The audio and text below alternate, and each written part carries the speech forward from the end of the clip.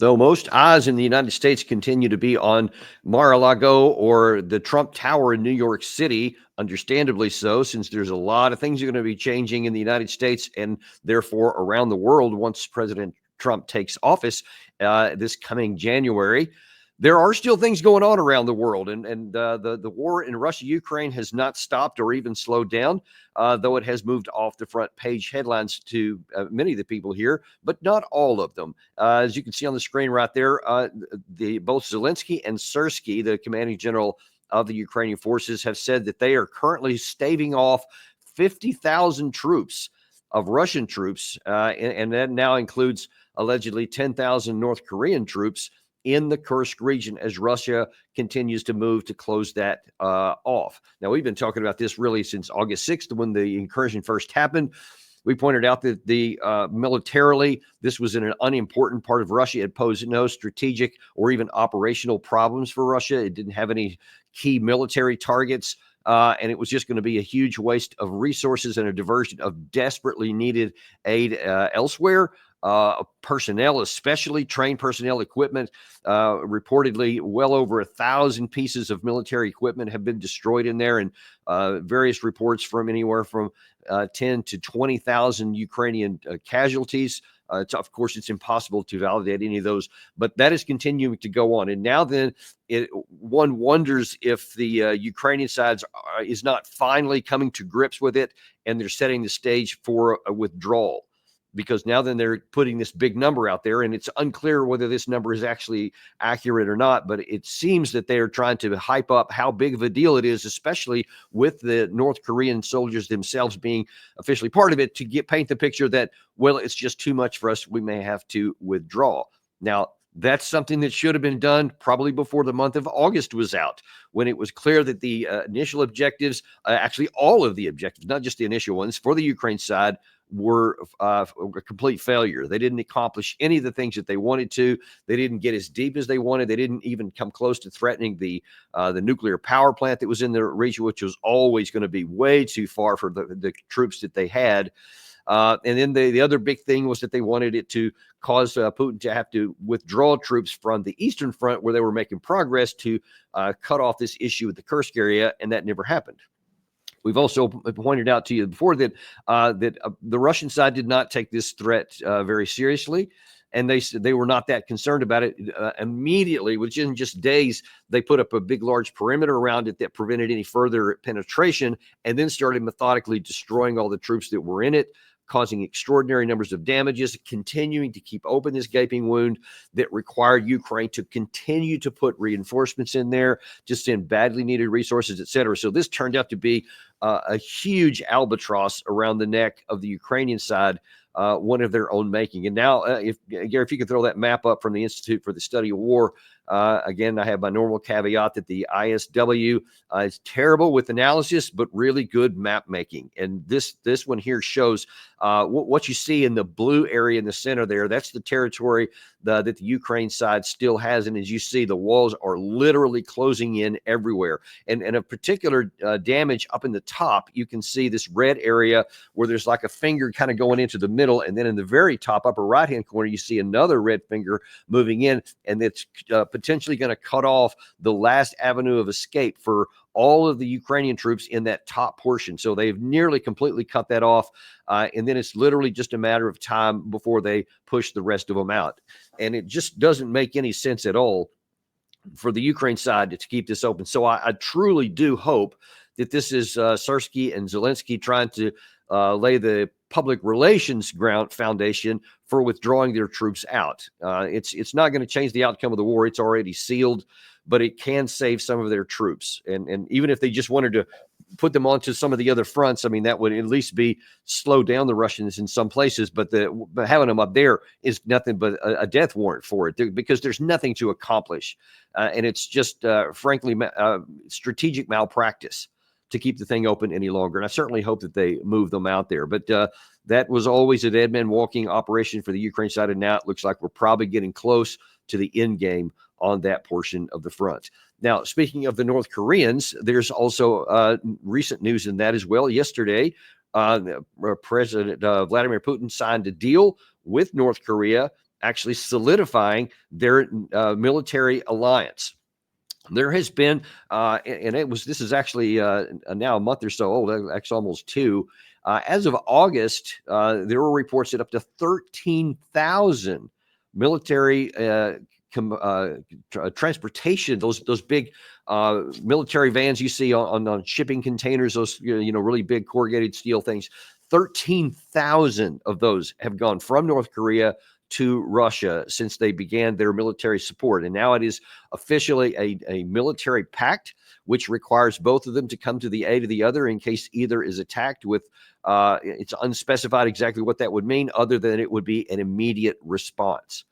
So now then, congratulations. We have now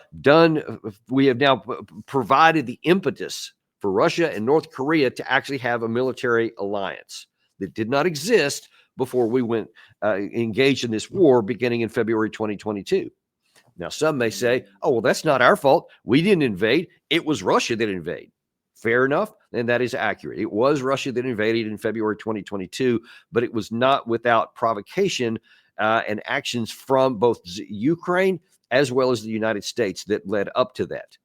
The Ukraine side themselves have been increasing their military posture along the lines of the separation between the eastern part of the Donbass that had rebelled against Kiev after the coup that happened in 2014. And the Russian side had been supporting them all this time.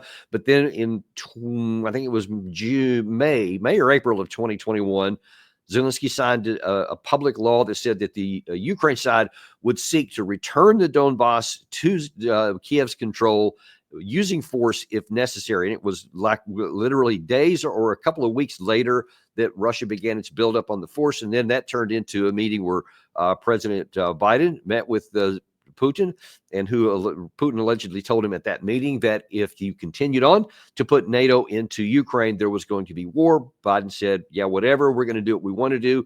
Jens Stoltenberg got the same message, and later that year from Putin, and he publicly said, yeah, I know. He said that was the cause of war, and we said, yeah, we're going to do it anyway. So how that's not working out for us. So because we said at the time, nobody is going to tell us who can and can't come into our alliance. Nobody gets an outside veto. We alone say what it is. So because of you won, you showed how strong you were. Now then, Russia is a lot stronger than it was in February of 2022, much stronger military, poses a significantly greater, even conventional threat than it was before. The animosity between the West and the East is off the charts compared to where it was. Economically, things are worse for the West because of all the sanctions, and then now they're requiring the European Union to get gas and oil products at much higher prices elsewhere, which has had a very damaging effect to the economy. The Russian economy has continued to grow bigger than that of the Western Union. So you see across the board, everything that we've done now with this latest capper of the military alliance between Russia and North Korea, and there's a similar engagement with Russia and Iran. And of course, we've talked many times about the BRIC on the economic front. That has now expanded because of how we've tried to use sanctions and everything else. You see the bottom line here. You see this trend. Everything we have done to try and, quote, win the war has backfired. So we were worse off economically. We're worse off militarily than we were before. And our enemies are stronger than they were and more united than they were. That is the hardcore truth that's unambiguous about this. Now, there can be some quibbling about who started what and who did what. That's fair game. What's not fair game, though, is to recognize that because we refused, not failed, but refused to end this war at any of the points that were available, either right before, right after, or in the year or two following the start of this, every time we had an opportunity to have a negotiated settlement, we refused. And now it looks like that refusal and that stubbornness and that stiff-necked is going to continue right on till the very end. Now, here is I don't think I've put him on before, maybe once or twice. Retired General Kimmett was on a recent examination of this current battlefield, and he's going to show the curious position of many in the West. First of all, he's going to be saying that he thinks it's a frozen conflict, which it's not, and I'll show you why in a minute. But then, oddly enough, in explaining why he thinks it's a frozen conflict, he actually provides evidence that one side actually is winning. I think it'd be accurate to say that neither side is winning, nor is either side losing.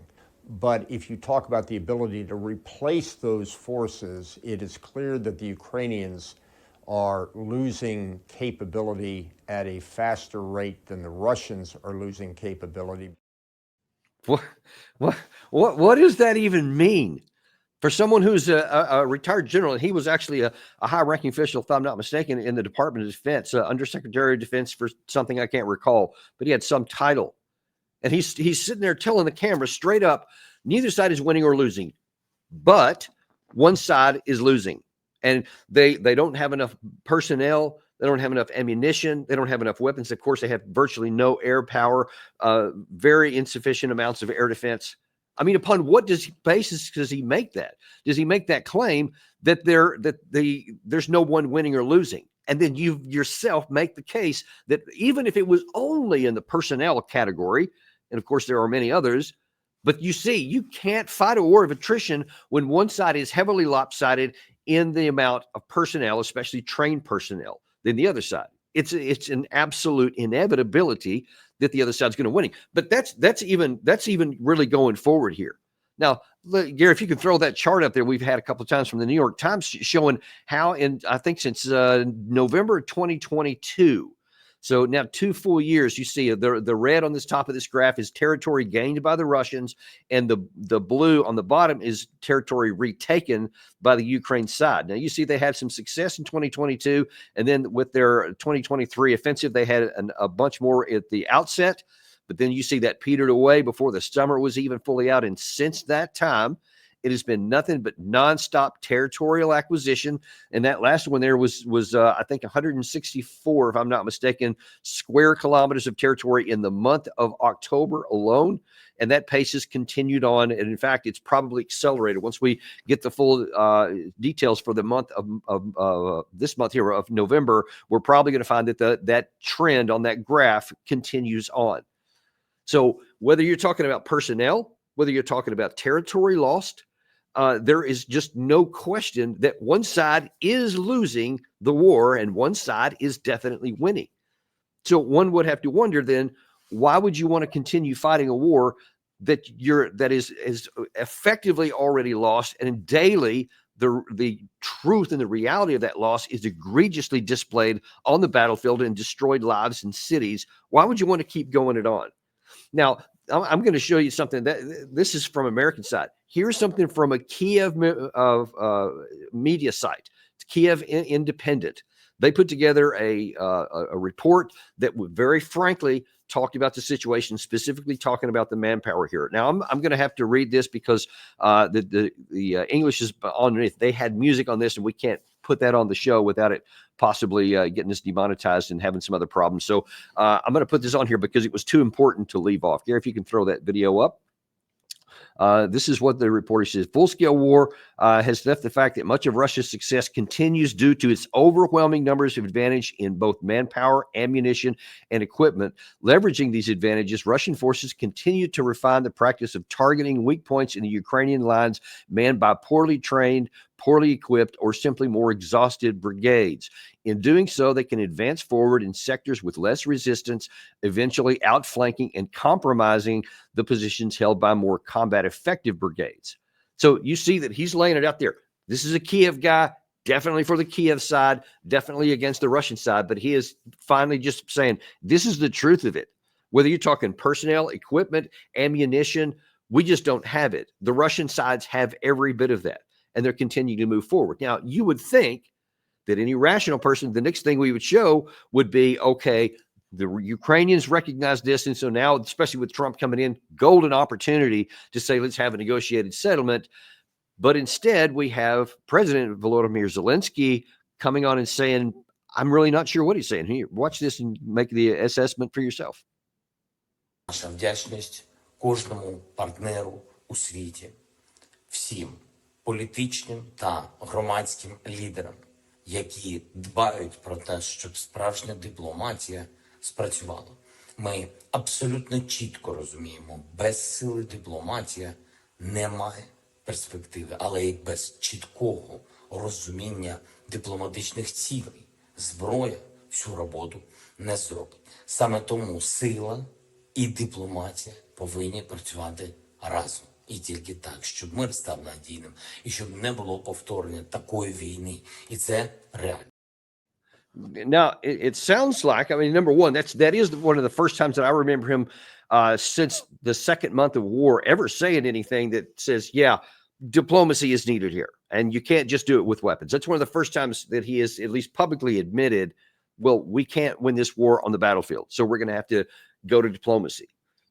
Good step one, but then 2 steps backwards. Because now he's still trying to hold on to this fantasy that somehow, if the West just keeps giving them stuff, that they'll be able to have a negotiated settlement and end the war, but something that's acceptable to their side, or even beneficial to their side, so that we can have security, so that there won't be any future war. Folks, that day is gone. That train left the station years ago. There were opportunities to have such a negotiated settlement. The last, and that probably history is going to show, was the best opportunity Ukraine ever had, was in the November-December 2022 timeframe, after they had just routed Russia out of the north in the Kursk, the Kharkiv area, and had driven them out of Kherson city and across the Dnieper River. At that time, Russia was at its weakness. They had just mobilized super fast 300,000 troops. They were literally throwing guys almost from the time that they got to the training stations, put them in some uniforms and threw them up there as fast as they could, just to try and stem the tide, slow the bleed down. And Russia was just in a complete disarray. Their defense industrial base was only just beginning to put in the orders, and it was a long way away from doing anything. They still had not dug defensive lines, what turned into the 5 Surovikin lines. None of that had been done yet. So they were at their weakest point. That was the best time. And I give him credit, even though I call him out on several other things. Then Chairman of the Joint Chiefs of Staff, Mark Milley, said so publicly. He goes, if anybody wanted to negotiate, now would be a really good time, because Russia was weak, at their weakest point, and the Ukraine side had just had their biggest victory. And at that time, they could have had a deal. If Zelensky had said this exact same thing at that time that he's saying right now, it would have made sense, and it would be a very plausible outcome. You probably could get a relatively good position and deal now than you could have gotten at any other time. But he didn't. As a matter of fact, then they got drunk with expectations, and they got high on the belief that, wow, we just had this big win here. We'll just keep going and drive them all the way out. And for a fact that all that did was feed his desire to have this offensive in 2023. The West was only too enthusiastic to help him to get behind it. We gave them thousands of armored vehicles and other vehicles of war, millions of shells of artillery, thousands of missiles, rockets, anti-aircraft support, etc. Even a number of Soviet fighters. We gave some addition to those. Lots of things, lots of equipment there, and training, physical training, NATO support training, intelligence support, targeting support, literally everything you could have. All of that led to the offensive in 2023 that started on June the 5th, I believe, was the jump off date, and it completely crashed. It was utterly ineffective. And that was the next time that the West should have said, okay, we got to acknowledge reality. We did the very best they could. They had a good end of 2022. We gave them every shot for this offensive to try and drive Russia out. Absolutely crippled. Didn't even break through the first line fully anywhere. Didn't even reach any additional lines. So that should end it. By any rational assessment, that's what the West should have done it then. And instead, that's when we really started going full on fantasy mode. That nope, we're going to ignore all of these failures and the fact that the Ukraine side lost so many men, and that now Russia is getting volunteers. They didn't have to do any more forced mobilizations like the Ukraine side continues to this day. They had all these people volunteering, some months allegedly up to 40,000 volunteered. Now it's getting harder because they've had a lot of people in. They've raised the size of their army 500,000 from what it was the day that it went into war. And by all estimations, that number continues to grow. So now then, Russia recognizes all of those factors. And now on top of that, we just had a vote for a change in administration. We're having Trump coming in, who expressly has stated that his intent to have a negotiated settlement. So with all that given, You got to say, okay, what is the current administration going to do between the 70 some odd days between now and the transfer of power on January the 20th of 2025? One would think they would say, okay, let's just kind of maintain the status quo. Let's work with the incoming administration, see where they're going to be taking this so that there's a smooth, seamless transition from the American policy from one to the next. That something's going to make sense. That's what we should do. But instead, here is Jake Sullivan, National Security Advisor, saying something different. President Biden made clear when President Zelensky was here in Washington a couple of months ago that we would spend all of the resources that were provided to us by the Congress on time and in full, meaning that by January 20th, we will have sent the full amount of resources and aid to Ukraine the Congress has authorized. And of course, President Biden will have the opportunity over the next 70 days to make the case to the Congress and to the incoming administration that the United States should not walk away from Ukraine, that walking away from Ukraine means more instability in Europe. And ultimately, as the Japanese prime minister said, if we walk away from Ukraine in Europe, the question about America's commitment to our allies in Asia will grow. Walk away from Ukraine. Well, listen, let me tell you what that means. That shows you that the delusion remains fully and deeply ingrained, and they just cannot learn from mistakes, because that implies that there is a path to military success. And if only the next administration would follow our lead and just keep giving them stuff for as long, at some point, I guess, things would just turn around. Only that's not how war works. That's not how this situation, that's not what reality looks like. Because all you're going to be doing by saying, let's just flood the zone with more stuff here, they don't have the personnel. Do you not look at the reports? Do you not watch the Daniel Davis deep dive? Maybe your intelligence services aren't giving you the right information, but at least you can get it here. I'm being sarcastic, of course. He does know these things. Our intelligence communities does produce exceptional quality stuff. Now, the interpretation, especially as it goes up the line, is something that is called into question, but that information is most assuredly there. That report from the Kiev Independent I just put up there, that's open source stuff. And you don't even have to have that to self-evidently see it. The New York Times provided the evidence of the continuing and the increasing collapse of territory on the Ukraine side. So then by what metric, by what ration and logic can the current administration say that, no, we can't abandon Ukraine? Let me tell you what he talks about if we don't do that our allies will, question the integrity and the commitment of the United States. Let me tell you how it's more likely. If Trump did what they're suggesting, if they had won and continued on, that's when the question about America's commitment and intelligence would come into play, because people all over the world see that this war is already over, that it's not winnable by any stretch. And in fact, it's very likely that the Ukraine can't even avoid outright military defeat, no matter what the West does.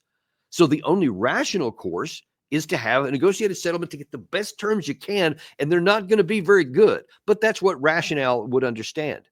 And if we did what Jake Sullivan there suggested, then people around the world, to include our adversaries and our allies, would think, what in the hell is wrong with the senior American political leadership? That they think that there's something here, that they think this is something we should fund, that we should get behind.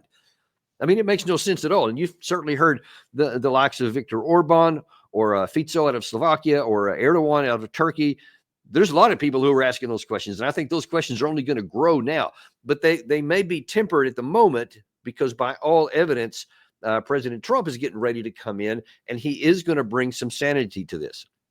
I have some access to some of the people who are on the Trump transition team, and some of the people that are being talked about at the very highest levels are very encouraging, frankly. And I'm really hopeful. I'm ready to see some official announcement. I know that a lot of things are going on behind the scenes, and a lot of different camps are trying to get Trump's ear to try to make some, to try to make their pitch for why their person's going to be the best.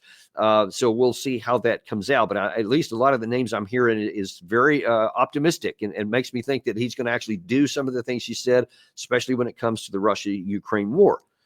But one of the camps that's also trying to get Trump's ear it's almost like saying that the Democratic administration wasn't going far enough. And this whole neocon world that we talk about, unfortunately, too many times because it's necessary. They're going all out to try and push their agenda here and hope that Trump goes in. Now, I just showed you what the current administration did and how they're detached from reality because they don't recognize what's happening on the ground. Watch this by Jack Keane, and you'll see a different area of unreality. The global security challenges that we're facing, they are the most serious, the most dangerous, and the most challenging we have had since World War II. And I do believe that we're in a pre-war era leading to global war. That is the status that we're facing. The good news here is that all of these adversaries, China, Russia, Iran, North Korea, who are cooperating, collaborating, and coordinating together in a degree that exceeded the expectations of all of our intelligence agencies, by the way, and they have been honest about that appraisal.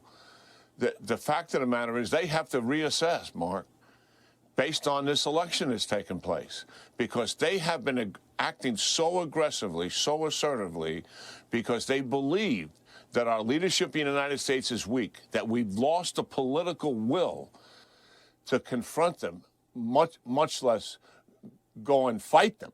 And I'm convinced that President Trump knows that World War III is in the future, as you just described it, and that we have got to take action to restore deterrence in dealing with our adversaries.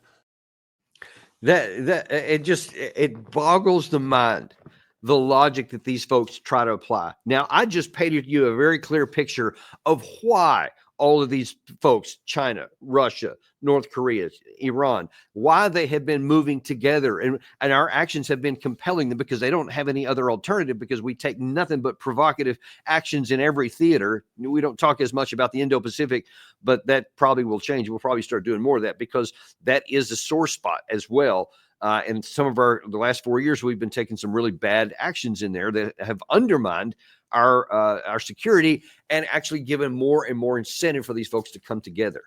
And instead of recognizing that our aggressive actions and our supporting war against Russia and the killing of Russian people, and how he doesn't get that that's causing them to look elsewhere to get more and more help. Like we've had this big 50 conglomeration of countries that meets at Ramstein every month to give stuff to the Ukraine side.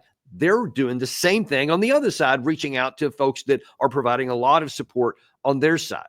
Those things are one action is causing the other. And instead of recognizing that and saying, hey, maybe it would be cool if we used diplomacy to try and whittle away and erode the motivation these guys have to work together. Because each of these groups, they all have things that are not really congruous with each other and their points of friction. But those things are covered over right now because they're points of unified reason and rationale of being opposed by us is overwhelming all these others. If you start to erode that one, then some of these other natural divisions between them can start to rise to the surface. See, the wise person says, okay, I want to solve problems for my country and create opportunity for my country at the lowest possible cost, get it done at the lowest level, and with the highest rate of return on our side. Anytime you're talking about the use of war, you are almost automatically talking about two sides fighting and killing each other. So you can try to kill your way to victory on one side, guaranteeing that they're going to try to kill you back in return. Or you can say, hey, maybe diplomacy is the way to go here. Maybe we can have a negotiated settlement, get the killing off the table, and start to work on some other things that preserves our freedom and independence around the world, that preserves our fighting force and stops this bleed that's going on with all of these folks we keep supporting. God help us if we actually also get involved. And also that it preserves our chance to have economic prosperity, to expand economic markets. And anytime we give other countries, even adversaries, an economic incentive to work with us, even if they don't like us politically or so, they can say, all right, well, there's some advantage to us. It works to our mutual advantage to go here. So sure, I'll take that path. That is immensely, overwhelmingly, the priority should be the priority for the United States. And listen, I'll just be honest. One of the reasons why I'm intrigued and hopeful that the Trump administration is that one of the names, at least as of this time, is being kicked around for Secretary of State is Tulsi Gabbard. we've had her on our show before. We've talked about some of the things she's done. She's made some great statements and speeches of late. And I think she is so aligned with what Trump wants, and she's got a great opportunity if she was given that position to be able to operationalize it and do many of the things we're talking about here, because she is sharply focused as a military veteran, as someone who's deployed into combat zones before. Actually, she's still a serving lieutenant colonel in the U.S. Army Reserve. So she understands about war very clearly. And she also understands about what's diplomatically possible. And so she definitely would say, this is the direction we want to go in light of what Trump has said. He has already stated on the Russia-Ukraine war. Somebody like that could help bring it into operation. So I'm very hopeful that at least if it's not Tulsi Gabbard, it's somebody who's just like that, because that's where America needs to go. And one of the other things that I am heartened by is who won't be the Secretary of State. And President Trump on his Truth Social made an announcement, I guess, a couple of days ago now. He said, I will not be inviting former Ambassador Nikki Haley or former Secretary of State Mike Pompeo to join the Trump administration, which is currently in the formation.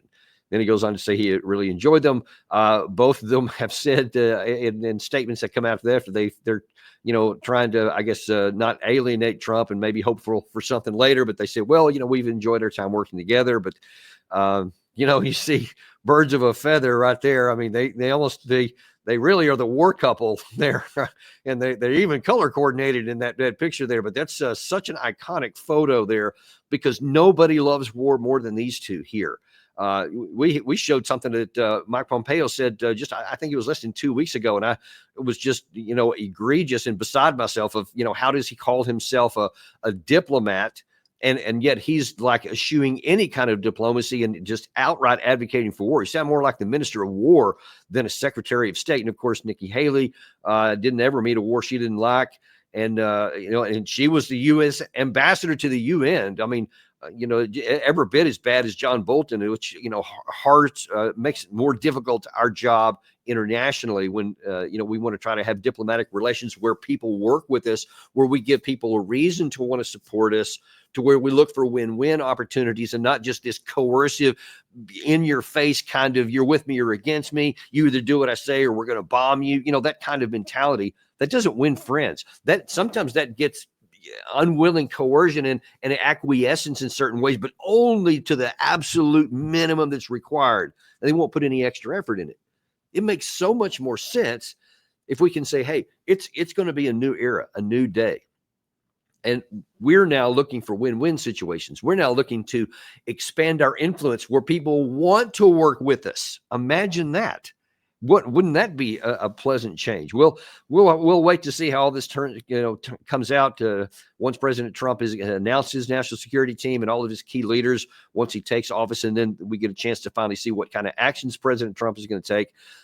Then we'll assess that at the time.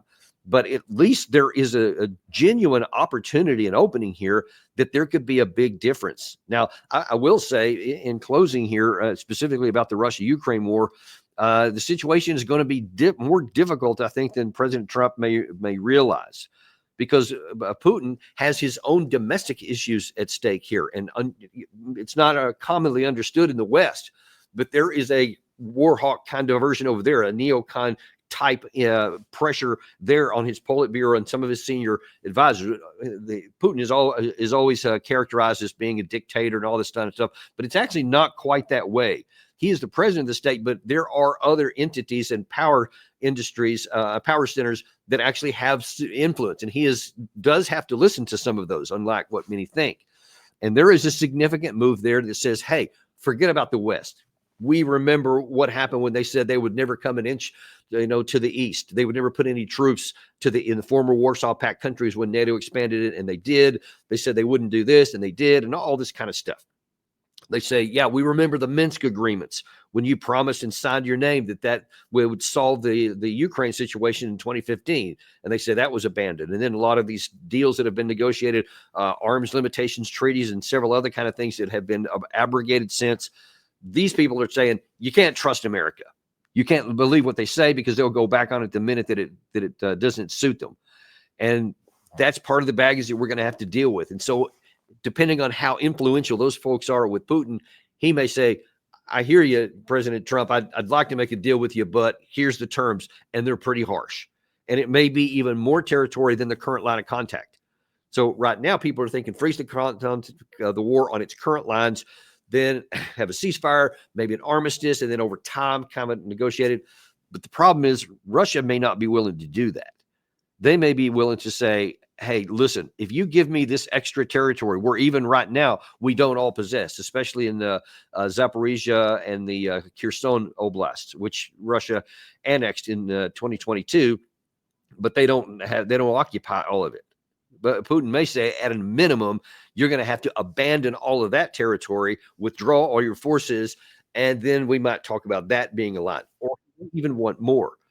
But if Putin feels like that they can create a larger territory, a bigger buffer zone for their side, and that he maybe even take, I'm speculating here, many are talking about this, like the port city of Odessa or Kharkiv city. Certainly some in the Russian side have been very outspoken that should be the minimum of what the Russians settle for. And if they can't win at negotiations, then they don't have to trust the U.S. or the West. They'll just take it on the battlefield. That remains to be seen, because that would be a very, very bloody fight that would cost a tremendous amount of Russian forces and everything else. And so who knows whether they would go down that path or not. But that is the difficulty that the Trump administration is going to have coming in. So it may be a lot tougher than what President Trump is expecting, because Putin may push a hard line here. Additionally, Trump is going to have to be careful domestically, because he's got a lot of domestic issues he wants to get done, and he needs political capital for those. So he would be challenged if he has to give Putin everything he asked for, because then that could undercut his Trump's domestic agenda and his credibility at home. So he can't be seen as just being a literal puppet to Putin and giving everything he wants. Otherwise, he's going to have a harder time getting the things done domestically. So there's a lot of difficult times. And even though they're bringing in what looks to be a good team here, and they're keeping out some of the bad folks, there's a lot of difficulty coming up. So I don't want to overstate, that things are going to suddenly turn rosy on January 21st. But certainly they're moving in the right direction. It's much, much better than to continue on with fiction, in which case things could get a lot worse for the United States. So we'll continue to watch this. We'll continue to monitor it, bring you everything that happens in between now and then. And right now, we thank you for watching Daniel Davis Deep Dive. Please join us with Larry Johnson at noon tomorrow. Thank you very much.